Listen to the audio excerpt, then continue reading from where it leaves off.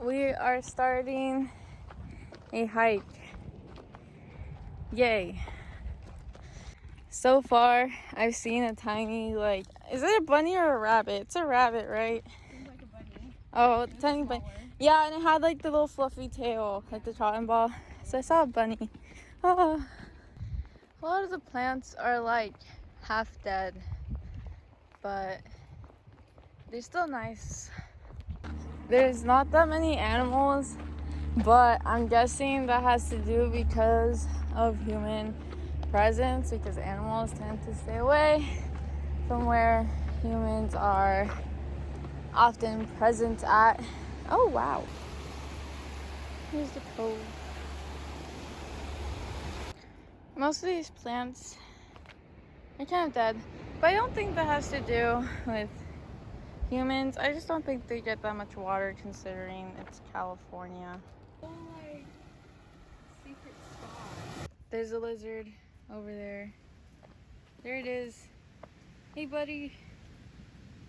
It's really cute. The bottom of the hike leads to this little cove.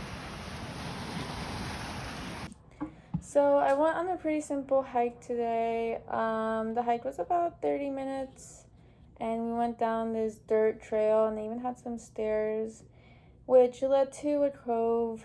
There's a lot of pretty rocks and seashells as well, and you can just enjoy the the ocean. I did see a couple of animals. I saw a lizard and bunnies, but that was kind of it. There was some greenery, but a lot of it was kind of dead or dried out. I don't think that has to do with human activity, but just kind of how California doesn't have that much rain, so they probably don't get that much water. But yeah. For the hike I went on, I was pretty surprised to not see that much human impact. I feel like most times when I go out anywhere, I see a lot of litter and stuff like that. In this case, I actually didn't see any sort of trash left behind by humans. But I wouldn't say there was much negative impact on the environment there, besides the fact that there weren't that many animals. I think if the area was left alone, there would probably be more animals in the area. But because people go there, there's probably it probably pushes them away. I didn't really see that many animals there, so